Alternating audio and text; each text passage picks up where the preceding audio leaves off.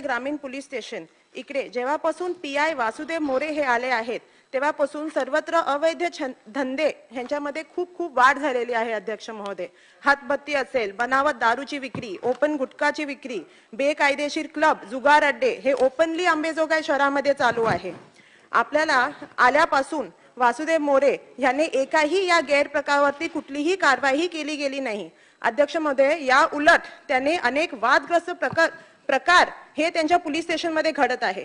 त्यांचे 2 police officer ह्यांच्यावरती एसीबीने red केली होती आणि त्यांच्यावरती करप्शन चार्जेस हे सुद्धा आता आहेत आणि गुन्हे सुद्धा नोंदवले गेले आहेत.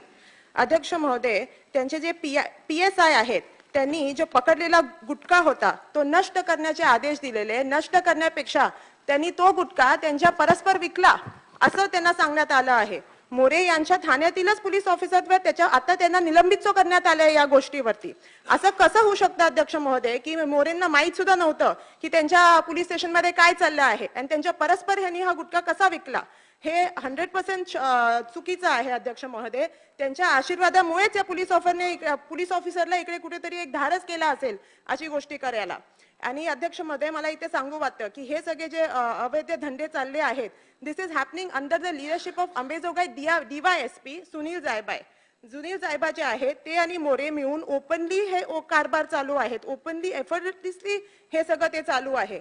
खूप वेळा मी सभागृहासमोर हे उपस्थित केलेला मुद्दा, माझ्याबरोबर स्वतःवर एक घटना घडलेली, त्याच्यामुळे बीडचे SP यांचा सुद्धा ट्रान्सफर झालेली. या घटनेमुळे काय होतं की ओपनली रस्त्यावरती अंबेजोगाई शहरामध्ये दारू विक्री चालू होती. हे सुद्धा आतापर्यंत हे प्रकार चालू आहे. आणि हे जे सुनील जायबा आहे DYSP ह्यांनी ह्याच्यामध्ये काहीही ठोस निर्णय घेतला नाहीये. ओपनली हे सगळे कार्यभार ते चालू देत आहेत. अध्यक्ष महोदय, आपल्याला माहित असेल की आता मी ऍक्च्युली माननीय गृहमंत्री साहेब आहेत तिकडे DCM, मी आपल्याला विनंती करते की आपण स्ट्रिक्ट ऍक्शन फक्त पीआय मोरेवर नाही पण दोन्ही सुनील जायबाय आणि पीआय मोरे दोघांवर घ्यावी. सर, अंबेजोगाई ग्रामीण पोलीस स्टेशनमध्ये गुंड्यांना व धंदा चालकांना जास्ती रिस्पेक्ट मिळतो मोर दॅन प्रतिष्ठा व सन्मान्य नागरिक. मी हे स्वतः एक्सपिरियन्स केला आहे. मी तिकडे गेल्यावरती सुद्धा मला खराब वागणूक भेटली आहे. अजून एक शॉकिंग इन्सिडेंट मी आज इकडे आपल्याला सांगते की पीआय वासुदेव मोरे यांनी 8 जुलै 2022 ला दुपारी 2:20 PM ला अंबेजोगाई तालुक्यातील वरबगाव गावामध्ये इल्लीगल दारू कारखान्यावरती रेड केली. या रेड मध्ये त्यांनी आपल्या रिपोर्टमध्ये सांगितलं की 3,46,000 म्हणजे 3,46,000 रुपयाचा त्यांनी माल जप्त केला. रिपोर्टमध्ये काहीही लँड ओनरवरती त्यांनी मेन्शन केलं नव्हतं की ह्या लँड ओनरनी काही कारवाई केली नाही त्याच्यावरती, ज्यांनी ह्याच्या स्वतःच्या लँडवर इल्लीगल दारू विक्री चालू ठेवली व त्यांनी कारखाना ओनर हा फरार आहे असं त्यांनी आपल्या रिपोर्टमध्ये लिहिलं. लकीली अध्यक्ष महोदय, the very next day 9th ला एक्साइज डिपार्टमेंटनी स्वतः त्या कारखान्यावरती रेड केली. एक्साइज डिपार्टमेंटच्या रेडमध्ये इकडे दिसून आलं की 2,23,440 2,23,044 रुपयाचा माल त्यांनी जप्त केला एक्साइज ऑफिसर्सनी. असं कसं होऊ शकतं अध्यक्ष महोदय? आता आदल्या दिवशी जर पोलिसने रेड केली तर नियरली तेवढाच इल्लीगल माल कारखान्याला एक्साइज डिपार्टमेंटला तिकडे कसा सापडला? दिस मीन्स दॅट पोलिसने कुठल्या तरी कुणाची मदत केली आणि तिकडे माल जप्त करण्याऐवजी तो माल अर्धा माल तिकडे शिल्लक सोडून दिला. ह्याच्यातून साफ दिसून येते अध्यक्ष महोदय की अंबेजोगाई ग्रामीण पोलीसचे जे पीआय आहेत मोरे त्यांनी ही रेड पूर्ण मॅन्युप्युलेट केलेली आहे. विशेष मध्ये 2 मिनिटं हा विचारते अध्यक्ष महोदय, 1च मिनिट राहिला. लवकर. हो. आदल्या दिवशी सुद्धा हे सगळं झाल्यानंतर ते जे हे तर एक गोष्ट झाली, त्याच्या अलीकडे जे ओनर आहेत रोहित राजू चव्हाण ते एक्साइज डिपार्टमेंटला व्हेरी नेक्स्ट डे कारखान्यामध्ये सापडले. म्हणजे ही वॉज नॉट फरार. म्हणजे हे क्लिअरली दिसून येते की वासुदेव मोरे ह्याच्या सगळ्यामध्ये कम्प्लिटली इन्व्हॉल्वमेंट आहे. ह्याच्यामध्ये मी अजून एक इन्सिडेंट देते अध्यक्ष महोदय हे शॉर्ट मध्ये की ह्याच्या आधी त्यांचं पोस्टिंग बीड शहरमध्ये होती. That is not in my constituency but it is in my जिल्हा. तर तिकडे अध्यक्ष महोदय त्यांनी लॉकडाऊनच्या वेळेस बिझनेसमॅनना एवढा मारहाण केली, त्यांना एवढं मारलं की सगळ्या व्यापाऱ्यांनी तिकडे त्यांना सगळ्यांनी आंदोलन केलं. आंदोलन केलं आणि त्यांच्यावरती त्यांनी कारवाई करून त्यांना औरंगाबादला बदली केली. तर इकडे मला फक्त एवढं सांगायचं आहे अध्यक्ष महोदय की इट इज व्हेरी इम्पॉर्टंट की हे त्यांचं एक पॅटर्न चालू आहे, हे जे पीआय मोरे त्यांचं आहे. तर म्हणून माझा प्रॉब्लेमॅटिक पहिल्यापासून आहे. म्हणून DCM साहेब मी आपलं उत्तर वाचलं आणि मी आपल्या इकड्याला I would like to really request you की आपण ह्यांचं फक्त ट्रान्सफर नाही, या ऑफिसरला सस्पेंड करा आणि त्यांच्याबरोबर ते जायबाय आहेत सुनील जायबाय त्यांना सुद्धा त्यांच्यावरती ऍक्शन घ्या की अध्यक्ष महोदय हा इश्यू खूप मोठा आहे. तर अध्यक्ष महोदय मला इकडे प्रश्न इकडे हाच एक प्रश्न विचारायचा आहे की विल यू ऑल्सो डीसीएम साहेब suspend this particular officer and what action will you take on DYSP Jaybhay? अध्यक्ष महोदय, सन्माननीय सदस्यांनी सांगितली ती वस्तुस्थिती आहे. त्या ठिकाणी पोलिसांनी रेड केल्याच्या दुसऱ्या दिवशी एक्साइजनी रेड केली आणि तरी तिथे मुद्देमाल सापडला. याचा अर्थ कुठेतरी 100% हँड इन ग्लोव्ह अशा प्रकारचा हा कारभार त्या ठिकाणी चाललेला होता. अनेक गोष्टी या ठिकाणी संशयास्पद आहेत. जागा मालक जे आहेत त्यांचा काही सहभाग आहे का हेही तपासावं लागेल, कारण इतक्या मोठ्या रेंटवर ती जागा त्यांनी त्या ठिकाणी दिलेली आहे. याचा अर्थ त्यांना हे माहिती होतं की इथे अवैध धंदे चालतात आणि म्हणून या प्रकरणामध्ये साधारणपणे आपण सभागृहामध्ये कोणाला सस्पेंड करत नाही, परंतु या प्रकरणात ऑलरेडी डिफॉल्ट रिपोर्ट हा आमच्याकडे आलेला आहे आणि त्याच्यामध्ये यांचा जो गुन्हा आहे किंवा यांनी जे केलेलं कार्य आहे त्या संदर्भात स्पष्ट नमूद केलेलं असल्यामुळे अध्यक्ष महोदय याची चौकशी झालेली असल्यामुळे सदरू हे जे काही पीआय आहेत वासुदेव मोरे यांना निलंबित केलं जाईल आणि सन्माननीय सदस्यांनी जी काही तक्रार या ठिकाणी मांडलेली आहे त्यानुसार हे जे काही डीवायएसपी आहेत यांना अकार्यकारी पदावर ट्रान्सफर करण्यात येईल. लक्ष मी श्रीमती नमिताताई मुंदळा यांना हा जो लक्षवेधी लावला त्याबद्दल त्यांचं अभिनंदन करतो आणि माननीय उपमुख्यमंत्र्यांनी त्या पीएला सस्पेंड केलं त्यांचा सुद्धा आभार मानतो. परंतु हा विषय नुसता अंमलबजावणी पुरताच माननीय अध्यक्ष महाराज नाही आहे. हा विषय जवळपास संपूर्ण अनेक ठिकाणी हा अशा प्रकारचे प्रकरण घडत गेले असल्यामुळे माननीय गृहमंत्री अशीच कारवाई सगळ्या ठिकाणी करणार काय? होय अध्यक्ष महोदय, जिथे जिथे असं घडेल आणि रिपोर्ट येईल तिथे अशीच कारवाई होईल. शेवटचा प्रश्न राजेश पवारजी. अध्यक्ष महोदय, याच विषयी माझ्या इथे देखील अत्यंत गंभीर परिस्थिती. माझ्या नायगाव मतदारसंघामध्ये अशाच प्रकारे प्रत्येक गावामध्ये 2 ते 3 अवैध दारू विक्रेते आहेत आणि सर्वात गंभीर बाब म्हणजे या ठिकाणी जे बीड जमादार असतात ते या ठिकाणी कायदा व सुव्यवस्था न पाहता त्या ठिकाणी केवळ या अवैध दारू धंद्यांना सपोर्ट करणे, अवैध रेती व मुरुम धंद्यांना सपोर्ट करणे, गावामध्ये भांडण लावणे, भांडण लावल्यावर रेकॉर्डर न आणता ते सोडू नये, अशा प्रकारच्या कारवाया बीड जमादार करतात आणि याला वरिष्ठांचा सपोर्ट मिळतो. हे बीड जमादार या सर्व वरिष्ठ पोलिसांचे कलेक्शन एजंट म्हणून त्या ठिकाणी काम करतात. याबद्दल मी माझ्या नायगाव मतदारसंघातील धर्माबाद तालुक्याचे पीआय हिबारे यांना एका बीड जमादारबद्दल तक्रार केली असता त्यांनी कसलीही कारवाई केली नाही. जेव्हा मी एसपी साहेबांना याबद्दल बोललो तर ते म्हटले की माझ्याकडे कसली तक्रार आली नाही. मी म्हटलं साहेब, एक विधानसभा सदस्य म्हणून मी आपल्याकडे तक्रार करत आहे, परंतु त्यांनी याबाबत कसलीही कारवाई केली नाही. आपल्या माध्यमातून माझी आदरणीय उपमुख्यमंत्री व गृहमंत्र्यांना विनंती आहे की आपण या पीआय हिबारे आणि अशा प्रकारचे हे जे व्यवसाय चाललेत ज्या ठिकाणी प्रत्येक बीड जमादार गावामध्ये हे जे धंदे करतात आणि यांना सपोर्ट करणाऱ्या वरिष्ठ अधिकाऱ्यांवर कारवाई करावी. धन्यवाद. हा स्कोपच्या बाहेरचा प्रश्न आहे आणि याचा आता ब्रीफिंग माझ्याकडे नाही आहे, त्यामुळे पूर्ण माहिती घेतल्याशिवाय कारवाई करणं हे योग्य होणार नाही. तथापि सन्माननीय सदस्यांनी गंभीर विषय मांडलाय. यापूर्वी सभागृहात वारंवार हा विषय ते मांडत आलेले आहेत, त्यामुळे त्याचं गांभीर्य आहेच आणि म्हणून या संदर्भात राज्याचे पोलीस महासंचालक यांना सांगण्यात येईल आणि या तक्रारीची दखल घेऊन त्याची चौकशी करायला आम्ही निर्देश देऊ. होय सर. सागर साहेब, 1 मिनिट. मी अभिनंदन करतो उपमुख्यमंत्र्यांचे, कारण जे काही घडलं त्या अंबेजोगाईमध्ये पण तो स्कोपचा बाहेर असला तरी गडचिरोली जिल्ह्यामध्ये सुद्धा संपूर्ण दारूबंदी आहे आणि त्या दारूबंदी असल्यावरही गडचिरोली जिल्ह्यामध्ये सर्रास छत्तीसगड, आंध्र प्रदेश आणि चंद्रपूर जिल्ह्यावरून गोंदिया आणि भंडारा या सगळ्या जिल्ह्याकडून गडचिरोली जिल्ह्यामध्ये बहुत सारा दारू येतो, ते सुद्धा बोगस प्रमाणात दारू येते आणि त्यामुळे आमच्या गडचिरोली जिल्ह्याच्या 10 ते 20% पुरुष आज विधवा झालेले आहेत. मी सुद्धा मागच्या वेळेस सुद्धा सांगितलं होतं याचं संशोधन व्हायला पाहिजे आणि जे 20% पुरुष आज महिला विधवा झालेल्या आहेत त्याचं सुद्धा संशोधन व्हावं आणि जे दारूसाठी पोलीस आणि एक्साईज डिपार्टमेंटचे त्या ठिकाणी अवैध धंदे करतात त्यांना आळा बसेल का, हे माझी विनंती आहे. या संदर्भात निश्चित निर्देश दिले जातील आणि कडक कारवाई करून जे काही बॉर्डरवरनं अशा प्रकारे अवैध दारू येत असेल तिथे रेड्स करण्याचे देखील आदेश दिले जातील. शेवटचा प्रश्न सागर साहेब.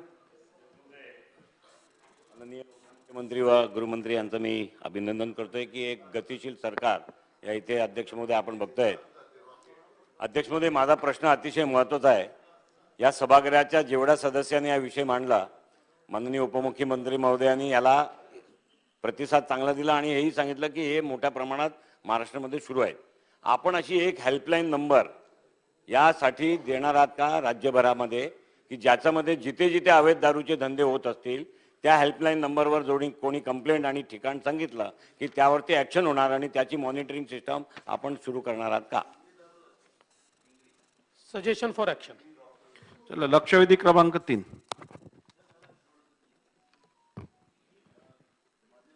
होती आपण महसूल मंत्री आले नाही, पण अध्यक्ष महोदय हे जे उत्तर आहे ना इथं, हे सगळं ते खालून अधिकाऱ्यांनी पाठवलं असेल. त्यांनी मंत्र्याचा काही दोष नाही असं माझं मत असेल. पण अध्यक्ष महाराज, याला वस्तुस्थिती पुढे आली पाहिजे. तुम्ही पुढे ढकललेली आहे, तर याला पुढच्या आठवड्यामध्ये याला खरी वस्तुस्थिती आली पाहिजे. नाहीतर मला सगळी वस्तुस्थिती माहिती आहे, त्यामुळे मी आता इथं भाष्य करणार नाही. सोमवारी एवढीच तपासून. आमची विनंती आहे. सोमवारी केला, पुढच्या आठवड्यात केव्हा. लक्षवेधी क्रमांक 3. लक्षवेधी क्रमांक 3. बोला. क्रमांक 4 आहे. अजूनपर्यंत आम्हाला उत्तरच आलेलं नाही. आम्ही वाचायचं कधी आणि आपल्याला प्रश्न विचारायचे कधी? ठीक आहे, ती पुकारण्याआधी उत्तर यायची व्यवस्था करू आपण. आ पुकारण्याआधी उत्तर यायची व्यवस्था आपण करू. पुकारण्याआधी पुकारण्याआधी आणि मग वाचायला जरा मध्ये थोडस तेवढं मोठं उत्तर नसणार काय जाधव साहेब, तेवढं मोठं उत्तर नसणार, समाधानकारक उत्तर असणार. आपण तेवढी वाट पहा. भास्करांना वाचायची गरज काय आहे? पाहिल्याबरोबर समजतं त्यांना. लक्षवेधी क्रमांक 3. लक्षवेधी. अध्यक्ष महोदय, अहमदनगर जिल्ह्यामध्ये जवळपास वर्ग खोल्यांची कमतरता ही जवळपास सुमारे 1000 खोल्यांच्या घरात आहे. माझ्याकडे जे आकडे साधारणपणे 820 आकड्यांचा आहे, परंतु मला असं वाटतं की त्यापेक्षाही जास्त कदाचित खोल्या यांची आवश्यकता ही फक्त अहमदनगर जिल्ह्यामध्ये आहे. मागील वर्षी काही निर्लेखन केलेल्या खोल्या होत्या, या वर्षीच्या ह्याच्यामध्ये जवळपास आणखीन सुमारे 100 खोल्यांची भर निर्लेखन केल्यामध्ये पडलेली आहे. आणि जिल्ह्यामध्ये एवढा राज्यामधला एवढा प्रगत जिल्ह्यामध्ये जर अशी अवस्था शाळा खोल्यांची असेल तर अध्यक्ष महोदय हे खूप दुर्दैवी मला वाटतं. आणि त्याबरोबर या एका वर्षामध्ये पटसंख्या देखील जवळपास 1000 का 10,000 वाढलेली देखील आहे. आणि म्हणून आणखीन वर्ग खोल्यांची आवश्यकता ही निश्चितपणे जाणवणार आहे. खरं मला मंत्री महोदयांकडून 3 स्पेसिफिक प्रश्नांची उत्तर हवी आहेत. मागे 2018 साली माननीय मुख्यमंत्री महोदयांच्या अध्यक्षतेखाली जिल्हा परिषद सीईओ, कलेक्टर आणि मला वाटतं शिर्डी संस्थांच्या संदर्भात बैठक झाली. त्यांनी 30 कोटी रुपये नगर जिल्ह्याला शाळा खोल्यांकरता दिले, परंतु ते PWDनी करायचं का जिल्हा परिषदनी करायचं या वादामध्ये 10 कोटी रुपये अजून खर्च झालेले नाहीत.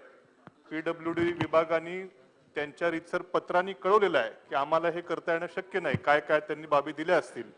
आणि म्हणून माझे स्पेसिफिक 3 प्रश्न मंत्री महोदयांना असे आहेत की आपण शिर्डी संस्थांचे जे काही अधिकारी असतील त्यांच्याबरोबर या विषयासंदर्भात एक बैठक आयोजित करणार का? दुसरा प्रश्न असा आहे की जे काय पैसे वेगवेगळ्या माध्यमातून, मी खरं आदरणीय तत्कालीन आमच्या वेळचे पालकमंत्र्यांचं अभिनंदन करेन की जवळपास 30 कोटी रुपये हे जिल्हा नियोजन समितीमधून महाविकास आघाडीच्या सरकारमध्ये तत्कालीन पालकमंत्र्यांनी उपलब्ध करून दिले.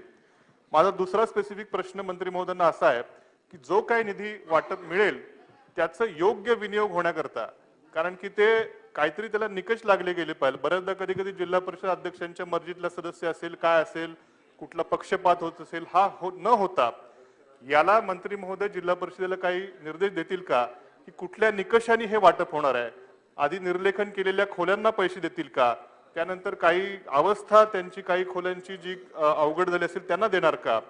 असे काही निकष देखील, कारण पैसे जर आपण उपलब्ध करून दिले त्याचा योग्य विनियोग देखील योग्य प्रकारे व्हायला पाहिजे. अशा प्रकारची देखील सूचना मंत्री महोदय जिल्हा परिषदेत देतील का?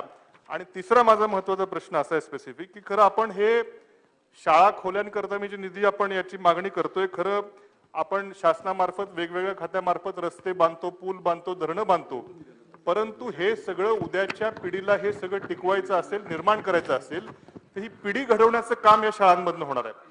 आणि म्हणून हे खरं सर्वात महत्वाचा विषय असा आहे आणि म्हणून यासाठी शासन वेगळा स्पेशल निधी उपलब्ध करून देणार का?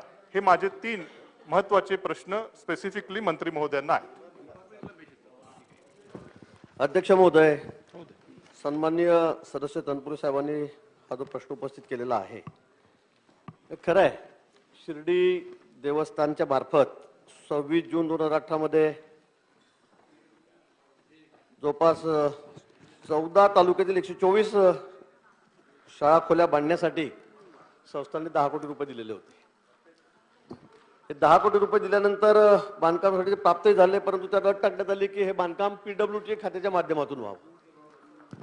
PWD कडे हे काम दिल्यानंतर आणि दिल्यानंतर त्यांनी त्याला नकार दिला किंवा आमच्याकडे पुरेसं मनुष्यबळ नाही, आम्ही हे काम करू शकत नाही, त्यामुळे पुन्हा मग आता काम कोणी करावं, तर मग झेडपीने काम करावं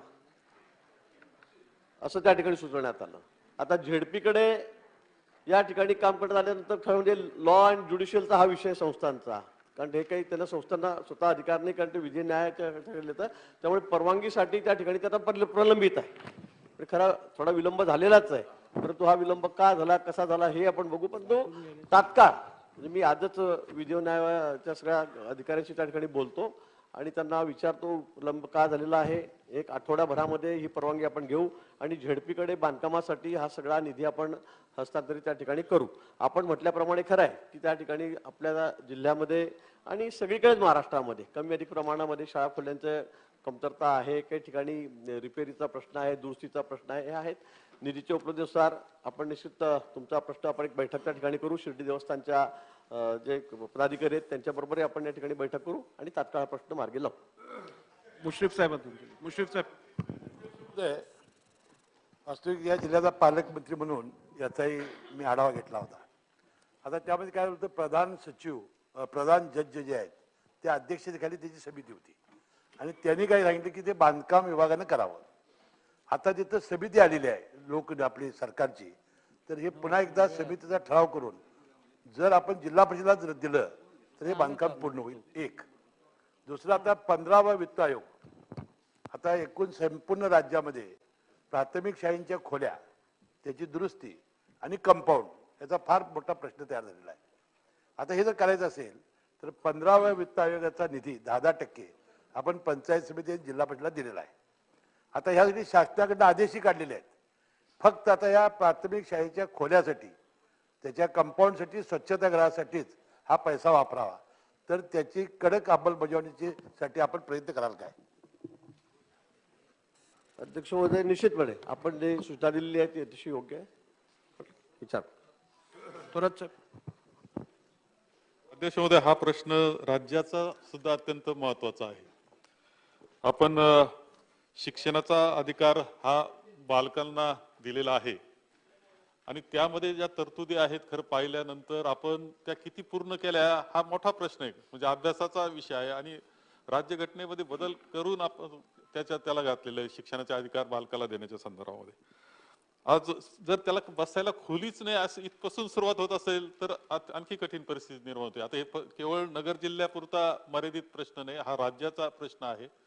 विशेषतः इंग्लिश मिडियमचे स्कूल्स हे खूप सुरू झालेत आणि तिथे मोठ्या प्रमाणावर मुलं जात आहेत. बऱ्या परिस्थितीची मुलं 2 भाग गावामध्ये होत आहेत. आता की बरी परिस्थिती असली की तो इंग्लिश मिडियमच्या स्कूलला खाजगी शाळेला जातोय आणि गरिबाचे मुलं आता या जिल्हा परिषदला राहत आहेत.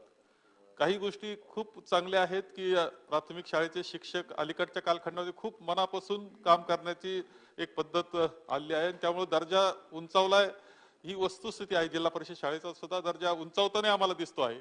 पण त्यांना आवश्यक असणाऱ्या बाबी पूर्तता करणं ही आपली जबाबदारी आहे. म्हणजे आपण शासन म्हणून सुद्धा जबाबदारी आहे. जिल्हा परिषद आणि PWD हा विषय काय येतो, BNC सार्वजनिक बांधकाम खातं आणि जिल्हा परिषद असा विषय काय येतो, याचा विचार केला पाहिजे आणि जिल्हा परिषद मधून एखादी शाळेची खोली मंजूर होऊन पूर्ण होईपर्यंत त्याचा सहज आपण एक आढावा घ्या. कोणत्या कोणत्या प्रक्रियेतून जावं लागतं त्या सगळ्याच्या, आणि शेवटी त्या शाळेच्या खोलीचं होतं काय, असा जर आढावा महाराष्ट्राचा तुम्ही घेतला तर का सार्वजनिक बांधकाम खात्याची मागणी लोक करतात हे आपल्या निश्चितपणे लक्षात येईल. म्हणून एक तर चांगल्या पद्धतीनं निधी उपलब्ध करून देणं, जिथं आवश्यक तिथं शाळेची खोली झालीच पाहिजे असा आग्रह शासनाचा असणं, त्या दृष्टीने तरतूद करणं. त्यानंतर ती गुणवत्ता चांगली झाली पाहिजे, टिकणं, त्याची जी गुणवत्ता असेल बांधकामाची ही सुद्धा दर्जेदार असली पाहिजे याची काळजी घेणं. त्याकरता त्यामध्ये ज्या ज्या बदल करायला आवश्यक आहे या बाबतीतला आपण जाणीवपूर्वक शाळेची खोली हा विषय घेऊन, प्राथमिक शाळेची खोली जिल्हा परिषदेच्या हा विषय घेऊन आपण त्यावर आपलं धोरण हे निश्चित करावं, बैठक घ्यावी, धोरण निश्चित करावं आणि ते प्रसारित करावं आणि त्याची अंमलबजावणी विशिष्ट टायमामध्ये करण्याकरता आपण कार्यवाही करणार का? सन्मान्य सदस्य बाळासाहेब थोरात यांनी अतिशय महत्वाचा प्रश्न आणि खरा पूर्ण राज्याचा हा मोठा प्रश्न आहे. आपण बघतात की पूर्वीची परिस्थिती म्हणजे या 10-15 वर्षाच्या काळातली परिस्थिती आता बदलत चाललेली आहे. शाळेसाठी आता खोल्या होत आहेत, पण तरी पुरेशा इन्फ्रास्ट्रक्चर, पुरेशा शाळा खोल्या अजूनही नाही. आपण म्हणाले की इंग्लिश मिडियमकडे लोकांचा ओढा होतोय, खरं आहे. आजकाल आपण बघितलं, मी 30 वर्ष झाले प्रतिनिधित्व त्या भागाचं, ग्रामीण भागातच करतोय, परंतु आता जिल्हा परिषद शाळेमध्ये दर्जावर शिक्षण दिलं जात आहे.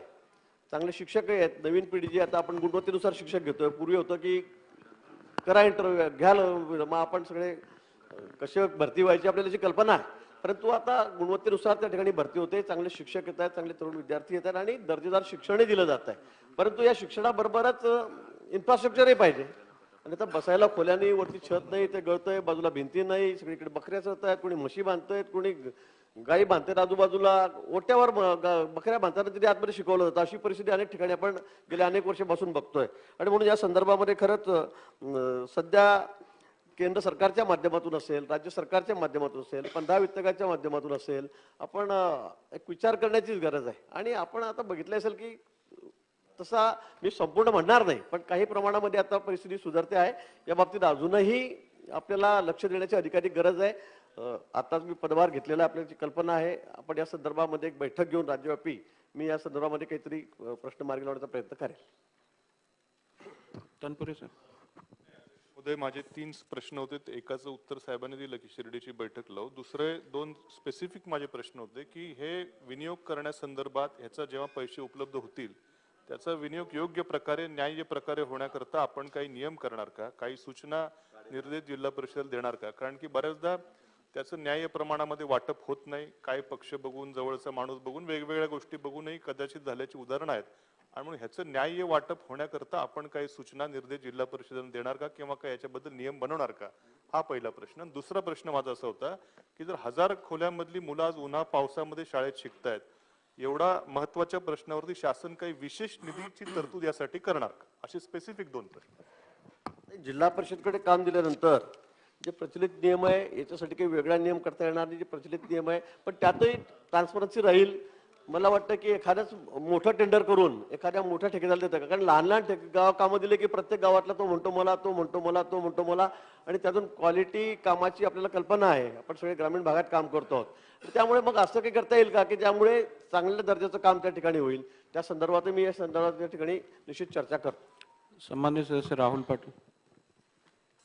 धन्यवाद अध्यक्ष महाराज. माझा एक स्पेसिफिक प्रश्न आहे मंत्री महोदयांना की मराठवाड्याला 1 वर्ष नंतर आमच्या स्वातंत्र्य मिळालं आणि मराठवाड्यामध्ये निजामकालीन शाळेचा प्रश्न गेल्या कित्येक वर्षापासून मीच्या सभागृहाचं 8 वर्षापासून नेतृत्व करतोय माझ्या मतदारसंघाचं. आणि दरवेळेस निजामकालीनचा प्रश्न शाळेचा अध्यक्ष महाराज सभागृहात बोलला जातो.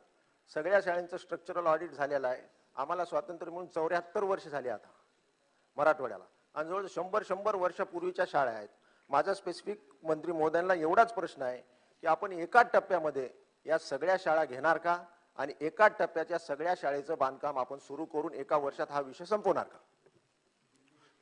कुठं तुम्ही नगरचा म्हणता का तुमच्या मराठवाड्यातला म्हणताय? मराठवाड्याचा निजामकालीन शाळा. अध्यक्ष बरोबर कसं निधीच्या उपलब्धीनुसार सर्व काम होईल. ते म्हणाल एकाच टप्प्यामध्ये सगळ्या हजारो खोल्या घ्या आणि 1 वर्षामध्ये त्या सगळ्या पूर्ण करा, तर मला वाटतं असं शक्य नाही. पण निश्चित त्या संदर्भामध्ये या विषयाला प्राधान्य देऊन जास्तीत जास्त निधी आपण उपलब्ध कसं करता येईल, केंद्र सरकारकडून मदत कशी घेता येईल, त्या संदर्भामध्ये आपण त्या ठिकाणी प्रयत्न करू. ग्रामविकास मंत्री महोदय, मागे 200 कोटी रुपये आपण ह्या कामाच्या करता मराठवाड्याच्या शाळांच्या खोल्या बांधण्याच्या करता निजामशाही काळातल्या त्याला तरतूद केलेली आहे आणि सभागृहांनीच आपण डीपीसी मध्ये 5% निधी शालेय शिक्षणाच्या करता खर्च करायचा असं ठरवलेलं आहे. माझी आपल्याला विनंती आहे की जेवढे मराठवाड्यातले जिल्हे आहेत 8 त्यांचे जर 5%ची रक्कम ती केली आणि हे 200 कोटी रुपये ॲडिशनलचे दिले तर बऱ्याचपैकी तिथल्या शाळाच्या ज्या खोल्याची दयनीय अवस्था आहे, फार म्हणजे कधी काही दुर्घटना घडतील आणि कधी काही वेगळं आपल्याला ऐकायला मिळेल अशा प्रकारची परिस्थिती विशेषतः या मराठवाड्यामध्ये आहे. हा प्रश्न थोडासा वेगळा आहे कारण प्रश्न आहे हा नगर जिल्ह्यापुरता आहे, तरी देखील प्रश्न काहींनी उपस्थित केला म्हणून मी आपला निदर्शनास आणून देतो. तर तो झालेला निर्णयाची अंमलबजावणी तातडीनं आपण करणार का? उत्तर होते तात्काळ या संदर्भामध्ये दादा एक 2 दिवसामध्ये मी मराठवाड्यातल्या सगळ्या अधिकाऱ्यांची बैठक या ठिकाणी बोलवतो आणि आपल्याला तात्काळ काय करता येईल या संदर्भामध्ये आपण निर्णय करू. महाराज, अहमदनगर जिल्ह्यातल्या प्राथमिक शाळांच्या खोल्यांचा प्रश्न हा असाधारण असा आहे. नगर तालुक्यातल्या निंबोडी नावाच्या गावामध्ये अपघात झाला, एक मुलगी गेली आणि त्यामुळं जिल्ह्यातील सर्वच मोडकळीस आलेल्या शाळांचा सर्वे करण्यात आला आणि 1000पेक्षा अधिक खोल्या निर्लेखित केल्या. जिल्ह्यामध्ये एकाच वेळेस एवढ्या मोठ्या प्रमाणावर अस्तित्वात असणाऱ्या खोल्या निर्लेखित केल्यामुळं मुलं आता उघड्यावर बसतायत, पावसात बसतायत, कांद्याच्या चाळीमध्ये बसतायत. त्यामुळे विशेषतः नगर जिल्ह्यासाठी विभागानं अधिकची तरतूद करणं आवश्यक आहे कारण ही बाब अध्यक्ष महोदय असाधारण अशी स्वरूपाची आहे. त्यामुळे यासाठी विभाग अधिकची तरतूद करून देणार आहे का? आणि नंबर 2, ज्या शिर्डी संस्थांना 10 कोटी रुपये दिलेले आहेत त्यांनी 30 कोटी रुपये द्यायचे ठरवले होते, ते पैसे उपलब्ध करून देऊन तातडीनं हे काम पीडब्ल्यूडीने करायचं का जिल्हा परिषदेने करायचं यामध्ये ताणतण न ठेवता तातडीनं ते होण्यासाठी निर्देश दिले जाणार आहेत का, हा माझा स्पेसिफिक प्रश्न आहे. धन्यवाद. 30 कोटी रुपये अध्यक्ष महोदय 30 कोटी रुपये संस्थांनी या ठिकाणी देऊ केलेले होते, त्यातले 10 कोटीचा पहिला हप्ता आलेला आहे, 20 कोटी रुपये राहिलेले आहेत. आपण त्यांना विनंती करू की संपूर्ण पैसे लवकरात लवकर त्या ठिकाणी द्या आणि कामाला आपण त्या ठिकाणी सुरुवात करू.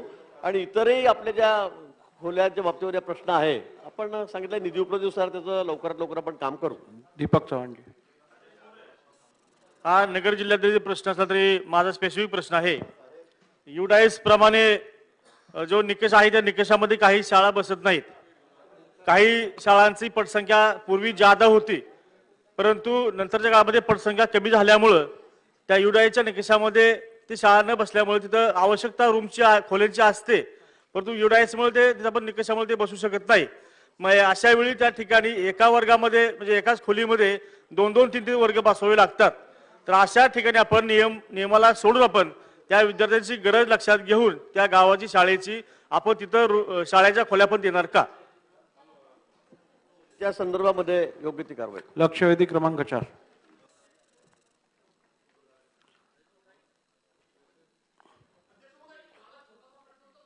आपण पुढे गेलो आहोत आता. जरा ऐका अध्यक्ष महोदय, हा प्रश्न जरी नगर जिल्हा पुरेसा मर्यादित असला तरी आता जवळजवळ संपूर्ण त्यानं महाराष्ट्रात व्याप्ती व्यापलेली आहे. माझा छोटा प्रश्न आहे मंत्री महोदय, जेव्हा आपण बैठक बोलवणार आहात 2 वर्षापूर्वी कोकणामध्ये फयान वादळ झालं, त्याचबरोबर गेल्या वर्षी निसर्ग चक्रीवादळ झालं. याच्यामध्ये कोकणातल्या अध्यक्ष महोदय खूप शाळा उद्ध्वस्त झाल्या, त्याला अद्यापपर्यंत निधी मिळू शकलेला नाही.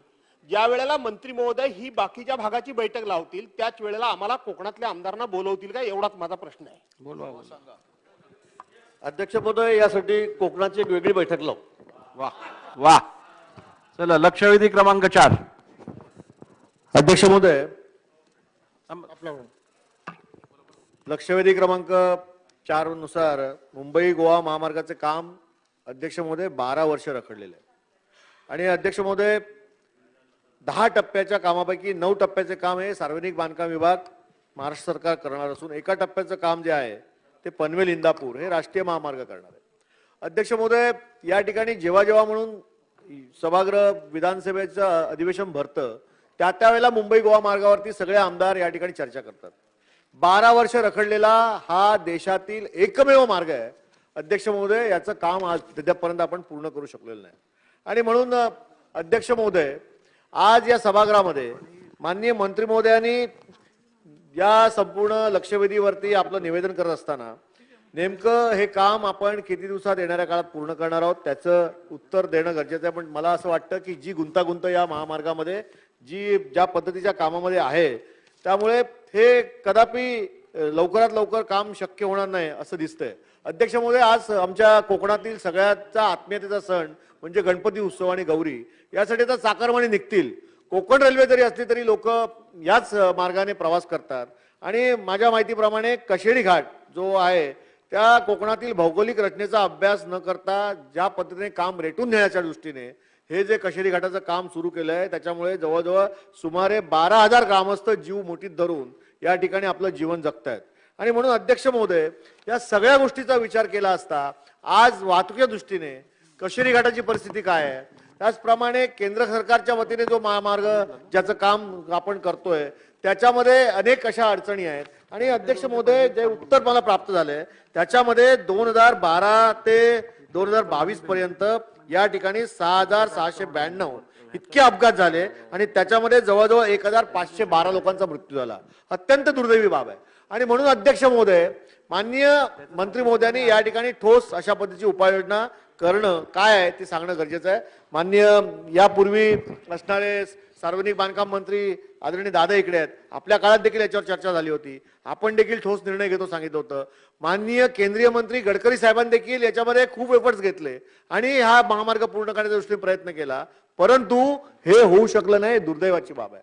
अध्यक्ष महोदय, आजची परिस्थिती काय आहे? मुंबईपासून गोवा आणि गोव्यापासून मुंबईकडे येताना अगदी ठाणा बेलापूर पर्यंत जो रस्ता आहे त्याच्यावरती प्रचंड मोठे खड्डे आहेत. आज देखील प्रचंड मोठ्या खड्ड्यामुळे वाहतूक त्या ठिकाणी करणं कठीण झालेलं आहे. अध्यक्ष महोदय, अधिकाऱ्यांना खड्डे बुजवणं इतकंही काम करता येत नाही, त्यामुळे प्रचंड मोठे ऍक्सिडेंट होतात. अध्यक्ष महोदय, याच्यावरती आजच या सभागृहात निवेदन होणं गरजेचं आहे. आता गणपतीसाठी चाकरमानी निघतील, गाड्या निघायला लागल्यात आणि म्हणून खड्डे बुजवणं हा तर पर्याय आहे, परंतु हा महामार्ग लवकरात लवकर कसं पूर्ण करतील यासाठी कोकणातले आमचे आमदार सतत सातत्याने या सभागृहाने बोलत असतात. याबाबत योग्य तो ठोस निर्णय सरकारने घेणं आवश्यक आहे. त्याबाबतचं निवेदन करावं. सन्माननीय सदस्य प्रभूसाहेब जे सांगतायत ती वस्तुस्थिती आहे.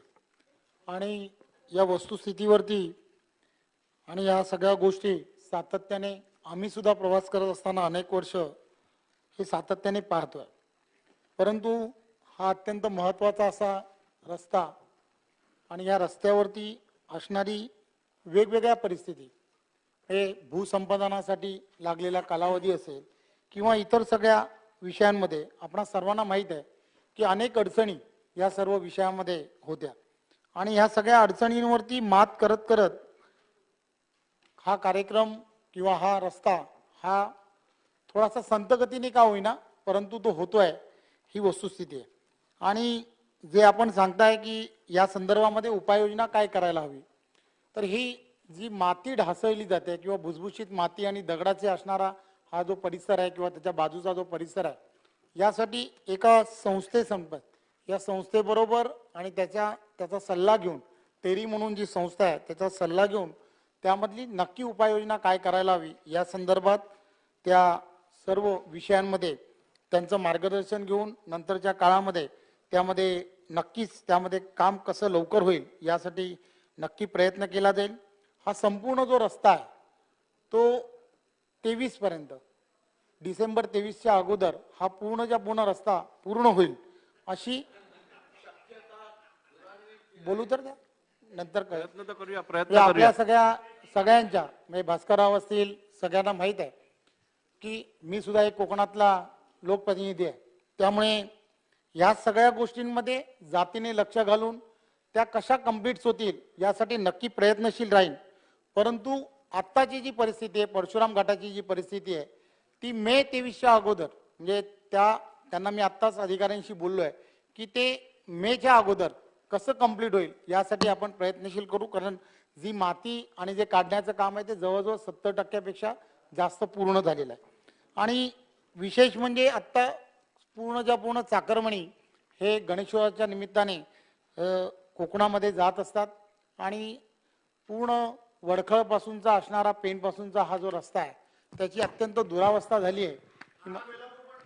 या सगळ्या संपूर्ण रस्त्यावरती असणारी दुरावस्था लक्षात घेता ऑलरेडी या संदर्भामध्ये जे मी मंत्रिपदाची शपथ घेण्याच्या अगोदरच या संदर्भात मुख्यमंत्री उपमुख्यमंत्री यांच्या सर्वांच्या त्या संदर्भात बैठका झाल्या होत्या आणि त्यांनी हा सगळा रस्ता जो आहे या रस्त्याचं गणेशोत्सवा अगोदर या सर्व खड्डे बुजवणे वगैरे या सगळ्या गोष्टीची पूर्ण मी त्या संदर्भात सर्व सांगितलं होतं.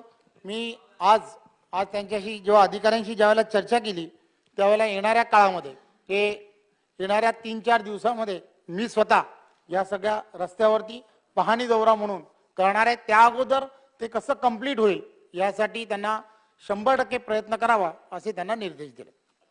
वायकर साहेब. अध्यक्ष महोदय, चांगली लक्षवेधी लावण्यात आलेली आहे. खरं म्हणजे हिची आता गरजच होती. कोकणामध्ये आता गणपती महोत्सव असतो आणि त्यासाठी मुंबईकर मोठ्या प्रमाणात कोकणामध्ये जातात आणि हे कोकणामध्ये जात असताना कालच एक गोव्यावरनं मुंबईला आले. काल रात्री म्हणजे आत्ताच मला त्याचा मेसेज आला की मी रात्री सकाळी निघालो गोव्यावरनं आणि रात्री 3 वाजता म्हणजे सकाळी 3 वाजता आज मी पोचल्यानंतर मला ताबडतोब झोपावं लागलं की कोलॅप्स व्हावं लागलं. अशा पद्धतीचे रस्ता आहे. म्हणजे त्या रस्त्याची स्थिती कशा पद्धतीने कळतं. 12 वर्ष झालेले, 12 वर्ष. थोडकीने आपण म्हटलं थोडासा विलंब झालाय, थोडासा विलंब नाही, 12 वर्षाचा विलंब झालाय. या 12 वर्षाच्या विलंबामध्ये मला दादा आपल्याला माहिती आहे आपण देखील अनेक बैठका घेतल्या होत्या तुमच्या बरोबर. मी देखील त्या माझ्या रस्त्याला लागूनच घर असल्या कारणाने मी देखील त्या ठिकाणी नेहमीच पालकमंत्री असताना त्या ठिकाणी बैठका घेतल्यात, परंतु अजूनपर्यंत त्यातनं निर्णय लागला. जे काम त्या ठिकाणी चालू होतं किंवा चालू असतं, आत्ताच सांगितलं की माती ढासळते, परशुराम घाटातली माती ढासळते. ज्या वेळेला रस्ता करण्याच्या वेळेला तो रस्ता करत असताना माती टाकून त्याच्यावरती सीसी कॉन्क्रीट करण्यात आलेला आहे. त्याला स्ट्रेंथनिंग अजिबात दिलेली नाही आहे आणि त्याच्या कारणाने तो रोड बनवलेला रोड देखील त्याला चरे पडतायत आणि त्यामुळे ज्या ठिकाणी तो स्लॅब टाकतो कॉन्क्रीटचा तो देखील घसरायला लागलेला आहे. याचं देखील ऑडिट होणं अत्यंत गरजेचं आहे. ज्या वेळेला रस्ता करण्याला घेतला त्यावेळेला अनेक बालवाड्या, अनेक पाण्याच्या लाईन्स मधले पोल हे अत्यंत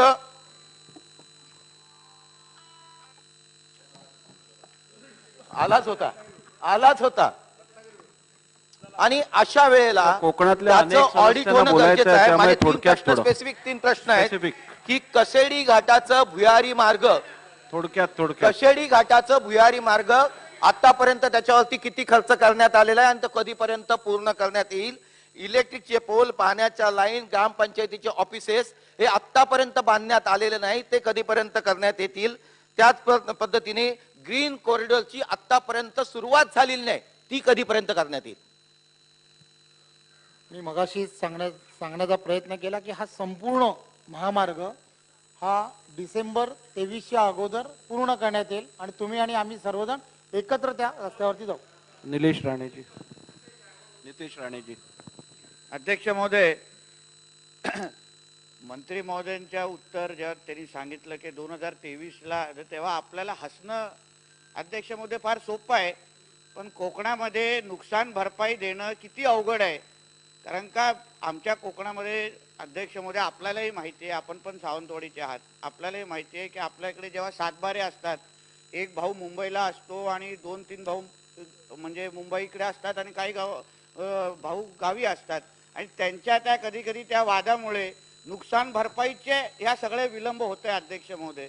म्हणून हे हसणं आणि टीका करणं अध्यक्ष महोदय सोपं आहे, पण एकंदरीत त्याच्यावर लोकप्रतिनिधींनी पण मार्ग काढत त्याच्यामध्ये मदत करायला हवी. कारण का रस्ता पूर्ण होण्यामध्ये जेवढा कॉन्ट्रॅक्टर सरकार जेवढी जबाबदार असते तेव्हा तिकडचे निवडून आलेले लोकप्रतिनिधी पण असतात अध्यक्ष महोदय. म्हणून मंत्र्यांकडे बोट उचलणं अध्यक्ष महोदय सोपं आहे. दुसरा विषय अध्यक्ष महोदय असा आहे की त्याच्यामध्ये त्या घाटांचा विषयाचा उल्लेख झाला म्हणून सांगतो. आमच्या इथे करुड घाट आणि गगनबावडा आणि हा जो भोईवाडाचा जो घाट आहे तो आंबोली पण आहे. आत्ताच्या काळामध्ये अध्यक्ष महोदय तो बंद आहे, कारण का त्याच्यामध्ये दरड कोसळलेली आहे अध्यक्ष महोदय, दरवर्षी आमच्यासारखे लोकप्रतिनिधी तिथे जातात, उभे राहतात, फोटो काढतात आणि परत येतात, पण त्याच्यावर काही पुढे होत नाही. म्हणून एक कायमस्वरूपी म्हणजे उपाय म्हणून चव्हाण साहेब कोकणातले आहेत आणि त्यांना ह्या प्रश्नाची चांगली जाणीव आहे, म्हणून त्यांना एक उपाय म्हणून मला सुचवायचं आहे. मुंबई पुणे हायवेवर जात असताना जो काही म्हणजे त्या डोंगरावर जी काही जाळी लावलेली आहे त्याच्यामध्ये खूपदा तो दरड कोसळणं त्याच्यामध्ये बंद होतं. तर त्यावर एक उपाय म्हणून मी मंत्री महोदयांना विनंती करीन की एक विशेष तरतूद करून, निधीची तरतूद करून, आपल्या ह्या ज्या घाट आहेत तिथे सातत्याने दरड कोसळते अध्यक्ष महोदय, तिथे अशा पद्धतीच्या जाळ्या लावून हे विषय बंद करून हा रस्ता म्हणजे सुरू कसा राहता येईल ह्यावर उपाययोजना आमचे मंत्री महोदय करणार का, असा प्रश्न आहे. सन्माननीय सदस्य नितेश राणेजींनी या संदर्भामध्ये ज्या सूचना केल्या त्या सूचना नक्कीच लवकरात लवकर कशा पूर्ण होतील यासाठी कोकणातील जेवढे आमदार आहेत त्यांच्या विविध वेगवेगळ्या ठिकाणच्या वेगवेगळ्या संकल्पना आहेत. हे पूर्वी आम्ही बऱ्याच वेळेला या संदर्भात बोलत असताना हा जो रस्ता आहे हा रस्ता होणं जसं गरजेचं आहे तसाच एक पर्यायी कोस्टल रोड पण तयार झाला पाहिजे यासाठी सुद्धा आपण सर्वजण प्रयत्न करत होतो. तोही कसा गतीने आणि त्याला वेगवान पद्धतीने त्याच्यामध्ये काय करता येईल तेही करण्याचा प्रयत्न नक्की आम्ही करू. मी पुन्हा तेच सांगण्याचा प्रयत्न करेन की ॲक्च्युली या सगळ्या ज्या अडचणी दूर करून आम्हा सर्वांच्या मदतीनेच या सगळ्या गोष्टी होऊ शकतील. लोटे परशुरामच्या संदर्भामध्ये भास्कररावांना या सगळ्या गोष्टीची कल्पना आहे. तिकडचे असणारे देवस्थान कमिटीच्या जागा असतील किंवा त्या सगळ्या गोष्टीमध्ये सरकार म्हणून किंवा या सगळ्या गोष्टीमध्ये जे पैसे हवे आहेत किंवा त्याच्या सुभूसंपादनासाठी ते ठेवलेत, परंतु त्यामध्ये काही मार्ग निघत नाही. त्यामुळे या सगळ्या गोष्टीला एक तर कंपल्शन करून करायचं आहे का किंवा काय, या सर्व गोष्टीसाठी तुम्हाला आम्हाला सर्वांना एकत्र राहून हा मार्ग झाला पाहिजे. यासाठी काय करायला पाहिजे, कोणत्या परिस्थितीत करायला पाहिजे हे सगळं विचार करण्याची गरज आहे. आपण एक दुसऱ्यावरती जेव्हा या सगळ्या गोष्टींची जेव्हा चर्चा करतो त्यावेळेला मी असा विचार काय करायला पाहिजे, मला याच्यामध्ये काय योगदान देता येऊ शकतं आणि त्यासाठी काम करणं अत्यंत गरजेचं आहे. आणि मला असं वाटतं की कोकणातले सगळे आमदार हे या सगळ्या गोष्टीमध्ये किंवा तिथले असणारे लोकप्रतिनिधी येणाऱ्या काळामध्ये हा मार्ग मी म्हणतोय की 23 डिसेंबर किंवा 23 मे पर्यंत 2023ला पूर्ण होईल.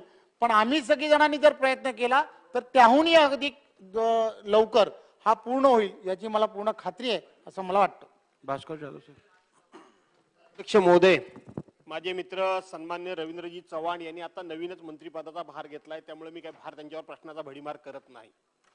परंतु मंत्री महोदयांना एवढंच विनंती करतो की आम्ही आमचं योगदान दिलेलंच आहे, देतोय, कुठेही अडचण नाही, दादांना माहिती आहे, त्यामुळे कुणीही तशी काय सूचना फार करण्याची आवश्यकता नाही. एक परंतु माझी विनंती आहे की आम्ही कितीही प्रश्न विचारले तरी उत्तर तुमचं तेच राहणार आहे, कारण आम्ही प्रश्न विचारून थकलोय, पण तुमचे अधिकारी तेच उत्तर, तुमचे याचा अर्थ सरकारचे तेच उत्तर देऊन काय थकलेले नाहीत.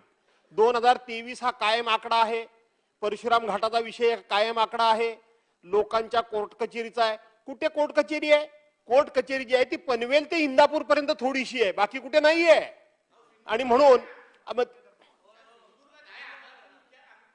नको तुम्हाला मला विचारायची आवश्यकता वाटत नाही, मी सरकारकडे बोलतो. प्रश्न प्रश्न प्रश्न प्रश्न प्रश्न प्रश्न मी मंत्र्यांशीच बोलतोय.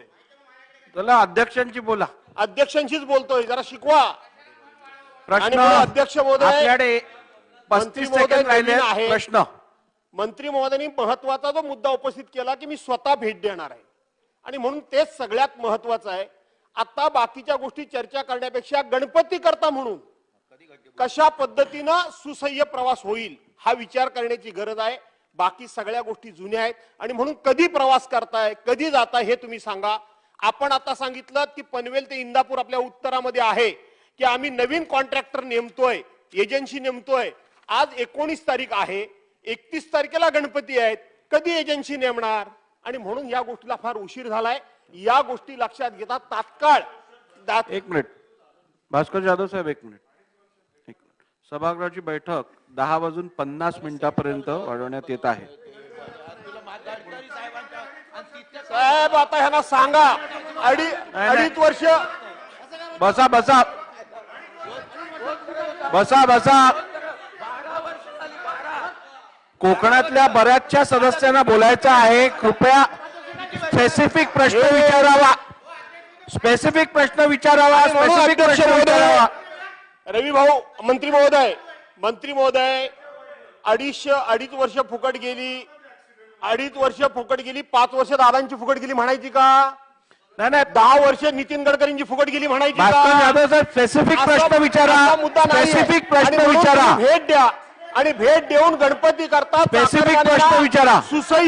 सुसह्य वाहतूक कशी होईल, सुसह्य प्रवास कसा होईल, या दृष्टीनं आपण काय प्रयत्न करणार आहात? एक दुसरी गोष्ट, इथं आपण जो उल्लेख केलेला आहे चोरवणे आमडस कळंबस्ते, याला आपल्या स्टेट रस्त्याचा दर्जा दिलेला आहे, स्टेट रस्ता म्हणून रस्ता दिलेला आहे, त्याला काम सुरू नाही म्हणून तो वाहतुकीकरता तात्काळ सुरू करणं गरजेचं आहे. एक. आणि तिसरा प्रश्न मंत्री महोदय, की हा परशुराम घाट हा नेहमीच अडचणीचा राहणार आहे, हा कधीही संपणारा विषय नाही. आणि म्हणून खेड तालुक्यातील सोनगाव, धामणदेवी ते चिपळूण असा एक नवीन रस्ता निघण्याची शक्यता आहे, त्याचा आपण सर्वे करणार का? हे 3 माझे स्पेसिफिक प्रश्न आहेत. मी मगाशीच माझ्या उत्तरामध्ये म्हटलं की संपूर्ण कोकणामधील असणाऱ्या सर्व लोकप्रतिनिधी ज्या ज्या सूचना या संदर्भात करतील आणि ज्या सूचना आणि त्या सूचनांचा नक्की आदर करून त्या सगळ्या गोष्टी करण्याचा प्रामाणिकपणे प्रयत्न करेन. दुसरं, 25 ऑगस्ट पर्यंत हे सर्व रस्त्यातील खड्डे बुजले पाहिजेत, यासाठी आपण ऑलरेडी सांगितलंय. म्हणून मग 26 तारखेला आपण, म्हणजे आपणही कोणी आलात तर आपण एकत्र जाऊ. राजन साळवे सर. मुंबई गोवा महामार्ग पूर्ण व्हावा अशा तऱ्हेचं स्वप्न कोकणवासियांचं होतं आणि मग 12 वर्षापूर्वीपासून आतापर्यंत कालखंडामध्ये केंद्र असेल राज्य असेल यांच्या माध्यमातून काम पूर्णत्वाला गेलेलं आहे. गोव्याच्या हद्दीपासून लांजा तालुक्यातला वाखेडपर्यंत काम 100% जवळजवळ पूर्ण झालेलं आहे. पण वाखेड ते पनवेलपर्यंत आपला रस्ता पूर्णतः अजून तशाच परिस्थितीमध्ये आहे. मी कालच महाडला एका सभेला गेलो होतो. महाड ते पनवेलपर्यंत येण्यासाठी 2 तास लागतात, तिथे 5 तास लागले, ही वस्तुस्थिती आहे. दादा जेव्हा बांधकाम मंत्री होते त्यावेळेला त्यांनी सुद्धा यामध्ये लक्ष घालून ते पूर्णतः काम करण्याचा प्रयत्न केलेला आहे. माझे 2 प्रश्नातले महत्वाचे आहेत. जागेचा मोबदला मिळणार का? लवादाची आणि न्यायालयाचे निर्णय लवकर होणार का? पुलांची कामं अपूर्ण ती पूर्ण होणार का? रस्त्यामध्ये पाईपलाईन असेल, इलेक्ट्रिफिकेशनचं काम असेल ते पूर्णतः बंद पडलेलं आहे, ते होणार का? आणि त्यानंतर ह्या सर्व प्रश्नांसाठी संयुक्तपणे दौरा करून प्रश्न निकाली निघणार का? हा महत्वाचा प्रश्न आहे. सन्माननीय सदस्य राजन साळवीजी यांनी त्या ठिकाणच्या असणाऱ्या सर्व अडचणी या एकत्रपणे सांगण्याचा प्रयत्न केलाय आणि या सगळ्या विषयांमध्ये येणाऱ्या काळामध्ये पुन्हा ज्या ज्या अडचणी आहेत त्या अडचणींवरती मात करून नक्की तो प्रश्न लवकर निकालात काढण्यात येतील. चौधरी मॅडम. अध्यक्ष महोदय, पॉइंटेड सन्माननीय मंत्री महोदयांना माझा प्रश्न आहे की आपण हा प्रश्न जरी कोकणातला असला तरी काल माझ्या मतदारसंघात बोरिवलीच्या नॅशनल पार्क वरती 2 जणांचा बाईकवाल्यांचा डंपरचा धक्का लागून ऍक्सिडेंट झाला. 2 जण ऑन द स्पॉट मेले. त्याचबरोबर अध्यक्ष महोदय, मी सन्माननीय मंत्री महोदयांना विचारू इच्छिते की पालघर जिल्ह्यातील जे अहमदाबाद हायवे आहे ह्याची परिस्थिती आपण बघाल तर 11 तारखेला माझं सुद्धा जय श्रीराम झालं असतं. अध्यक्ष महोदय, इतके मोठे खड्डे पडलेले आहेत की पावसामध्ये खड्डा दिसत नाही आणि खड्डा दिसला नसल्या कारणाने on the spot tyre bust झाला आणि त्याचबरोबर अनेक गाड्या पंक्चर होत आहेत. तर आयआरबी टोल कसला वसूल करते? अध्यक्ष, माझा प्रश्न आहे अध्यक्ष महोदय. बैठक ही ह्या स्पेसिफिक मनीषाताईंच्या प्रश्नाचं उत्तर दिल्यानंतर समाप्त होईल. आयआरबी ने टोल वसूल करतायत, त्यांचं कर्तव्य आहे की त्यांनी सगळे खड्डे तातडीने बुजवायला पाहिजेत आणि त्याचबरोबर मुंबईचे सुद्धा MEP ने खड्डे बुजवायला पाहिजेत. तर ह्या दोन्ही टोल कंपन्यांवर तुम्ही काय कारवाई करणार? आणि तुम्ही दहिकाला उद्या आहेत, अनेक पथकं येणार आहेत, ऍक्सिडेंट होऊ शकतात, तर तातडीने आपण खड्डे भरणार का? हा माझा मंत्री महोदयांना प्रश्न आहे. खरं तर हा प्रश्न स्कोपच्या बाहेर जरी असेल तरी अत्यंत महत्वाचा आहे. या संदर्भात मनीषाताईंनी जे सांगितलंय त्याला सर्वांना डायरेक्शन दिलं. सभागृहाची बैठक आता स्थगित होत आहे. सभागृहाची नियमित बैठक सकाळी 11 वाजता भरेल.